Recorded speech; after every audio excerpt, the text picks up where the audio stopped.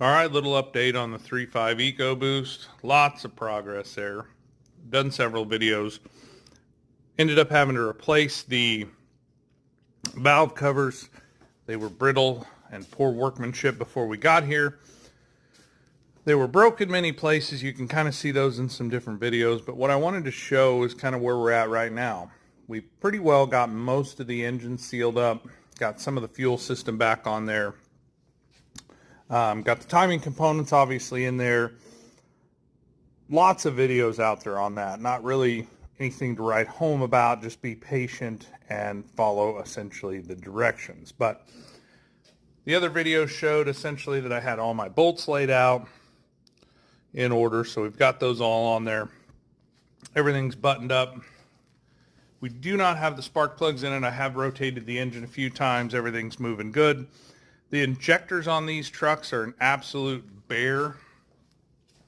There are 6 fuel injectors in there, and we did have to replace both injector harnesses due to them being so brittle and down there in that valley just soaking up so much heat.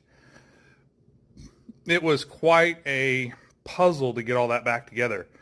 In hindsight, if you're doing this, go ahead and put your exhaust manifolds on. Glue your gasket to your turbo. Don't get silicone down in there, but use a little RTV. And then put your injectors in before you set the cylinder heads. That would have saved us probably 2 hours at least. We did put new Teflon seals, O-rings, etc. And then reassembled everything. So just hindsight being 2020, something I should have done and didn't, and we paid the price. We did put new cooling lines and cooling fittings to the turbo, but we're running out of a lot of parts, which is a really great thing, or a great spot on one of these jobs. We are going to put new spark plugs in it. It had a variety pack of spark plugs. I think there was some Motorcraft. Yeah, there's a Motorcraft spark plug over there. NGK, different iridium. So we're not putting those back in there. These are all the boost hot and cold side for the boost tubes. Obviously coils. We did have some broken PCV piping, so that'll be taken care of. Coils were working fine, so we're not really doing anything like that.